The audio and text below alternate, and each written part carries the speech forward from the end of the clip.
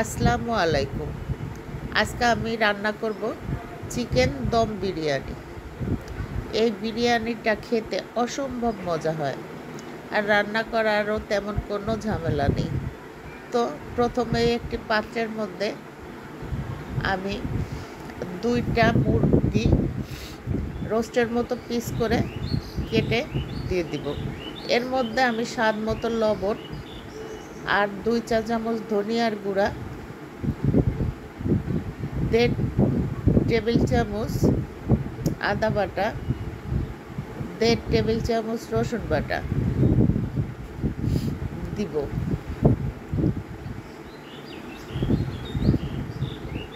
এরপরে এর মধ্যে আমি দিব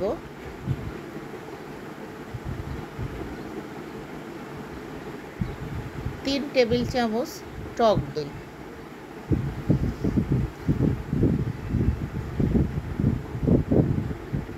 টক দই দেওয়ার পরে এর মধ্যে আমি 1 টেবিল চামচ লেবুর রস দিয়ে দিব, আর দিব আমি বিরিয়ানির প্যাকেট মশলা।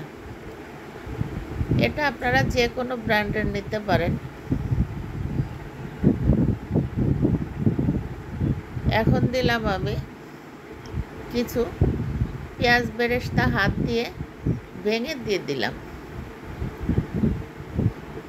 এখন আমি কয়েকটি পুদিনা পাতা হাত দিয়ে কুচি করে দিয়ে দিব। দিয়ে এটাকে এখন আমি হাত দিয়ে সুন্দর করে মাখিয়ে নিব।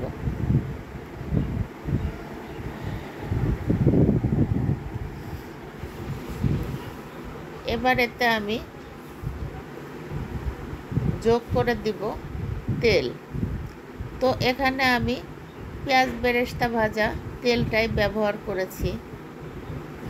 আমি পেঁয়াজ বেরেস্তা ভাজার সময় এর মধ্যে একটু ঘিও দেই তেলের সাথে মিলায়ে, তাতে ফ্লেভারটা অনেক বেশি ভালো আসে। তো এবার আমি তেল দিয়ে সুন্দর করে মাখিয়ে নিব।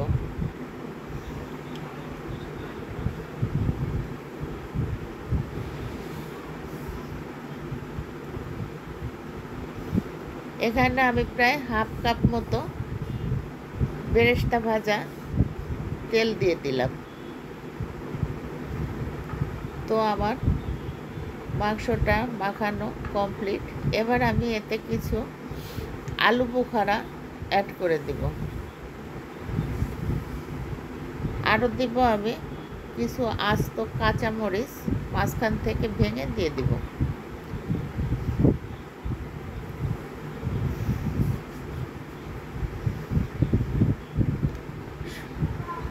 সবার উপরে আমি দিয়ে দিব আবারও কিছু পেঁয়াজ বেরেস্তা দিয়ে ঢাকনা দিয়ে ঢেকে এটাকে আমি প্রায় 1 ঘন্টা মতো রেখে দিব। এটা ফ্রিজে থোয়ার দরকার নেই, এমনিতেই বাইরেই ভালো থাকবে।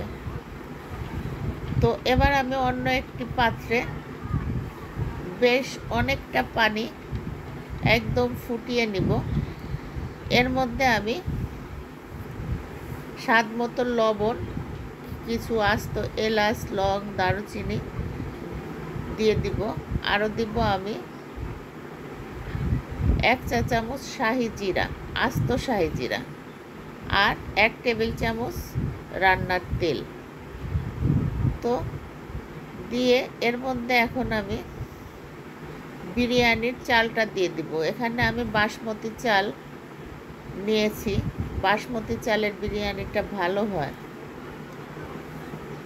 তো এখানে আমি 1 কেজি চাল নিয়েছি। তো ভাতটা আমি এমনভাবে রান্না করব, 90% আমি রান্না করব। তো 90% রান্না করার পরে 7-8 মিনিট লাগে। আমি এটা চুলা থেকে নামিয়ে পানি ঝরিয়ে নিয়েছি। এবার আমি মাংসের উপরে ভাতটা দিয়ে দিব গরম অবস্থাতেই। তো এটা আমি 2 লেয়ারে দেব। মাংসের উপরে ভাত দিয়ে এবার এর উপরে আমি কিছু কাজু বাদাম, কিশমিশ, আস্ত কাঁচামরিচ আর পেঁয়াজ বেরেস্তা দিয়ে দিব। কাজু আর কিশমিশটা আমি হালকা একটু ভেজে নিয়েছি। তো এক লেয়ার দেওয়ার পরে আমি আবার আর এক লেয়ার দিয়ে দিব।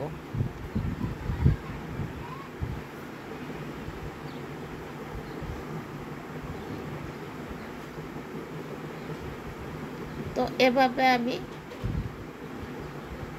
আর একটা লেয়ার দিয়ে দিলাম।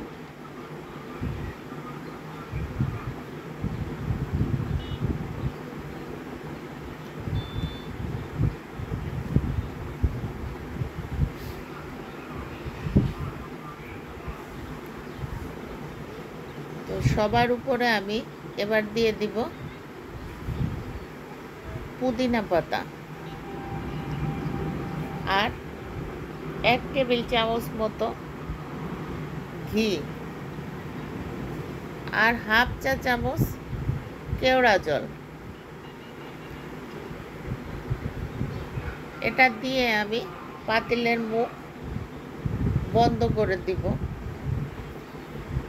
একদম আটা দিয়ে পাতিলের চারপাশে আমি আটকিয়ে দিব, যাতে কোনোভাবে ভেতর থেকে বাতাস বের হতে না পারে। এইভাবে আমি আটকাবো।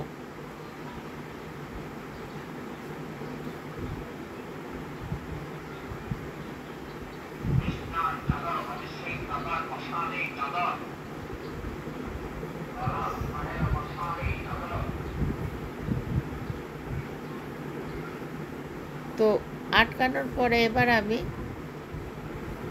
এটাকে ডাইরেক্ট আমি চুলায় 10 মিনিট রান্না করব।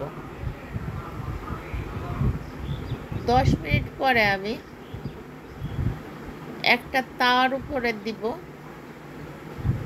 দিয়ে বাকি 30 মিনিট রান্না করব।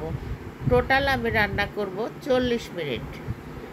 40 মিনিটে আমার বিরিয়ানিটা কমপ্লিট হয়ে যাবে। আর পাতিলের উপরে আমি একটি ভাড়া দিয়ে দিব, যাতে এটা ফুলে না ওঠে। তো আমার 10 মিনিট খালি চুলায় রান্না করা হয়ে গেছে হাই হিটে। এবার আমি একটি তাওয়ার উপরে মিডিয়াম টু লো হিটে দিয়ে বাকি 30 মিনিট আমি রান্না করে নেব।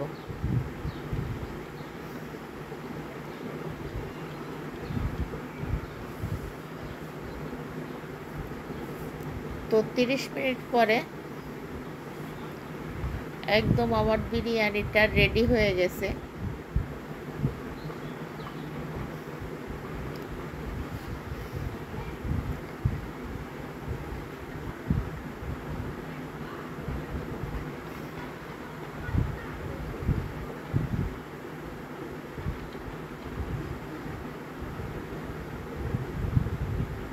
বিরিয়ানিটা কিন্তু অনেক ঝরঝরা হয়েছে।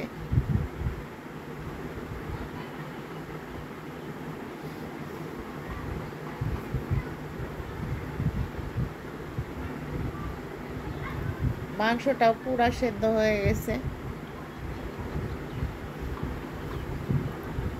তো একদম রেডি হয়ে গেছে খাওয়ার জন্য।